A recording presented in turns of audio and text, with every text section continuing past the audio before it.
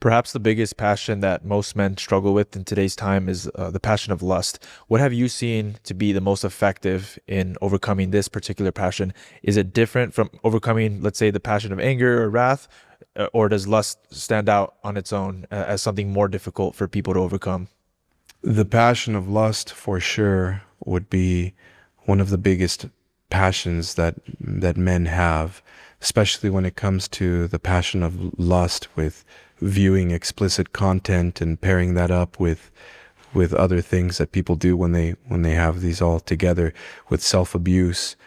So, statistically speaking, the professionals say that it's about 63% of men everywhere that have a struggle with lust and with adult content and with self-abuse. 63% of men anywhere. That's at any parish, at any job, at any organization. 63% of the men there have a problem with that. And roughly between 23 and 25% of women are now having that same problem too. Like men, comparable to the men. It's like they have been rewired, so to speak, to respond to illicit, explicit images in the way that the male mind does. And so now they have this program to analyze and look at people a certain way, almost like this robotic instinct that takes over, that's constantly scanning and evaluating and sexualizing, objectifying people. So your question is, what is a practical response to that? Yeah. What has been the most effective that you've seen personally, as a priest? Yeah. The most effective way that a person can do, whether they're a man or a woman, is to, first of all, we're going back to establish that kind of a relationship of accountability with their spiritual father. If they need to also maybe have accountability, careful with this, but have accountability with someone they trust or a group that they trust. The trust part and confidentiality has to be of essence there, right? And to be discreet and practice some, if they're adults, they should speak to other adults. Don't talk to any minors about these things. Even if the minor confides in you that they have this struggle too, that's not appropriate. Help them any way you can. If you're struggling with this yourself, you should probably just direct them to somebody else. But an adult should reach out to their spiritual father and maybe another adult. Some parishes at times have groups that they use to help people, like support groups. There was a time where we had a group like that here in our parish, and I believe it might even still be going on, where it's a group that's confidential. No one knows about it. No one talks about it. It's like Fight Club. All right. No one knows about it. No one talks about it, but it exists and it's there for people that need it. It has the blessing of a priest, like all ministries do. And it's a group that meets to have accountability and share struggles. So that's one thing. The next thing the person can do is to practice the opposite virtue, which is purity. Strive to fight and to not give into these things. It's a lot easier said than done. But something that really helps in that struggle is to fast, because the Holy Fathers tell us, especially in that other great spiritual treatise and manual, the Ladder of Divine Ascent, St. John Climacus tells us that the passion of fornication, aka the passion of lust, and the passion of gluttony are closely linked together. And usually men, and now women more so, will find that when they overindulge and they enter into gluttony, they live like a glut, then it facilitates the temptation to give into this other passion. So one thing that seems to help tremendously is to practice fasting.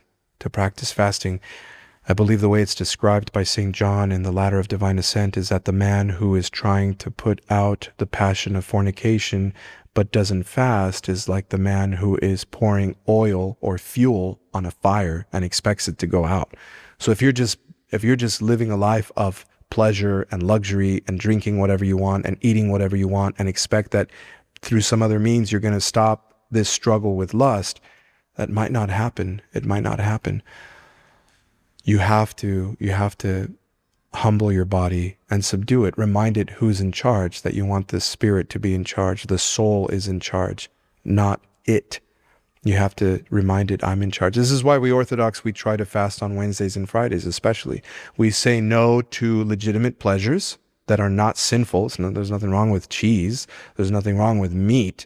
But we practice saying no so that when the illicit pleasures come, we know how to say no. We can say no to those as well. We have an ability to say no. Just like when a child is learning how to say no. I remember, sorry for this digression, but I remember as a young parent, when I had my firstborn, I have 5 children, my firstborn many years ago, when she was around 2.5, 3, I remember she entered into that phase where she learned she had a will and she could say no, do this, no. And I had a friend come over, a parishioner from here come over, and he was picking up something from my home, a piece of furniture that he was getting. And I remember I asked my daughter, don't do this, you have to do that, go do that. And she's just flat out in front of the person said, no, this little 3-year-old. And I was so embarrassed. And I looked at the man and I said, can you believe that? And I'll never forget, the man said, no, that's good, Father. That's really good. I said, what do you mean that's good? And he said, she's entering into the phase where she's learning that she can have a sense of autonomy and that she can say no, that no is an option. And it's important for her to say no. He said, if she does it too much, Father, down the road, then you'll have to correct her. But he said, it's important for her to understand that no is an option so that in the future, when she's 15, when she's 20, if someone's forcing her or doing something to her, or she needs to stand up for herself, she knows that I can say no. I don't have to be afraid. I can say no. In a similar way, if we can apply that to the fasting. So a man or a woman who's struggling with lust, if you fast, you're learning that you can say no. You can say no to your body, even if your body's hungry.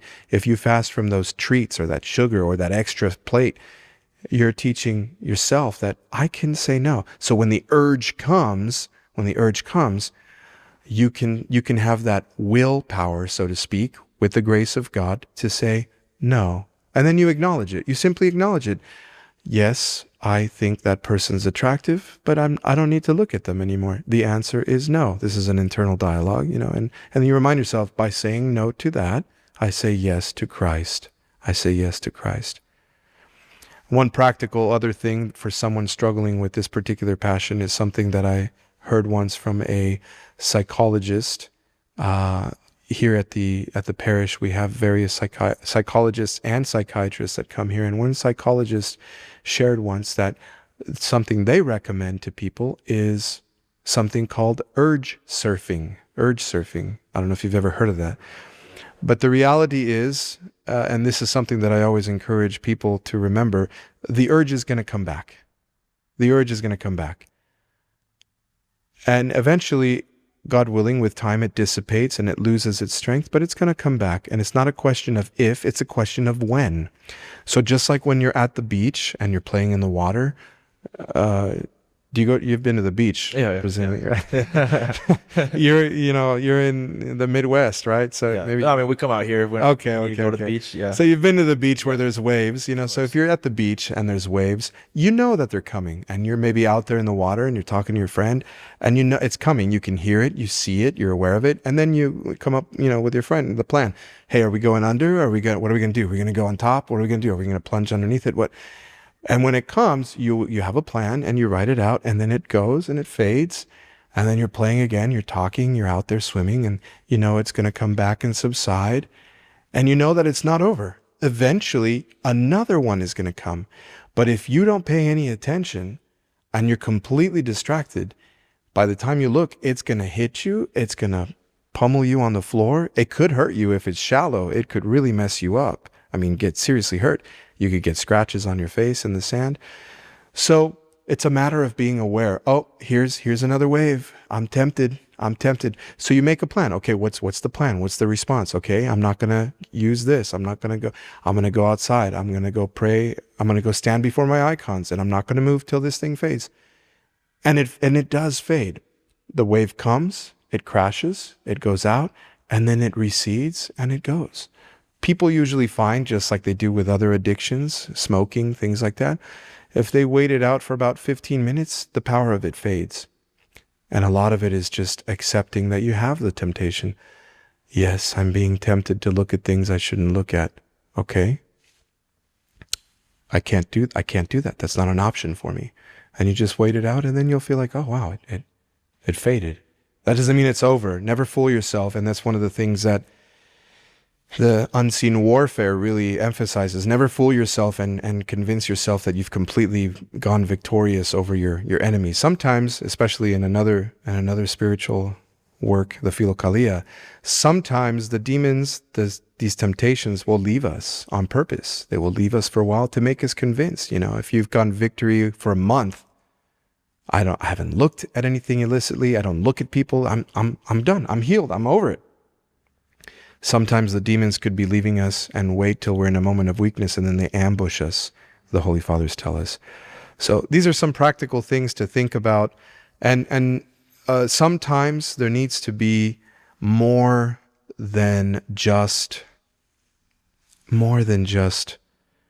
pastoral counseling. Pastoral counseling is number one. You need to understand that healing is going to come from Christ. He is the physician of soul and body. And you need to be right with God and at peace with God. But sometimes the person also needs to explore some psychological counseling, some therapy to talk about these things. 84% of that 63% of the population, 84% of men that struggle, and women, and that struggle with this, are usually victims of some kind of abuse. Whether it be emotional, psychological, verbal, sexual, physical, whatever it is. And they have found that lusting is a way for them to cope with feelings. Lusting becomes a way to anesthetize themselves in life. So they need to explore that. And unfortunately, the priest may not have the availability to do that all the time. I'm sure every priest would love to be able to help everyone that comes with them. They can help them spiritually and give them a prayer rule and pray for them and administer the sacraments to them and keep them lifted up in prayer and guide them and hear their confessions and administer those things. But they would also, that person would need to go with the blessing of their priest to a proper psychologist who will respect the framework within which that Orthodox Christian wants to work in. That's very important. Don't go, if a person out there listening needs to go to a counselor, interview the counselor, find out, what do they think about this? What do they think about marriage? What do they think about life? What do they think about love? What do they think about God? If you can't find an Orthodox Christian therapist, which is not always easy, go to at least a Christian therapist. Go to another kind of Christian. Go to a Catholic therapist. Go to, reach out to your nearest Caritas or, agency nearby if they have anything like that. If you can't find anything like that, but you find a really respectable secular atheist, then you need to explicitly tell them, I am an Orthodox Christian, and the framework that I want to work in, everything I want to do has to stay within this paradigm. I need you to respect this, and if you can honor that and help me stay in this, then I'll come to you. If you can't, then I'll have to go somewhere else. And someone may, if they're kind enough, they will respect you, and they'll say, okay, fine, well, and they'll remind you, hey, this goes against what you believe in. What are you talking about? You can't do this, and they'll help you in that regard if they're going to be professional about it. So you have to be careful. You have to be careful. I hope that gives you some practical things to think about.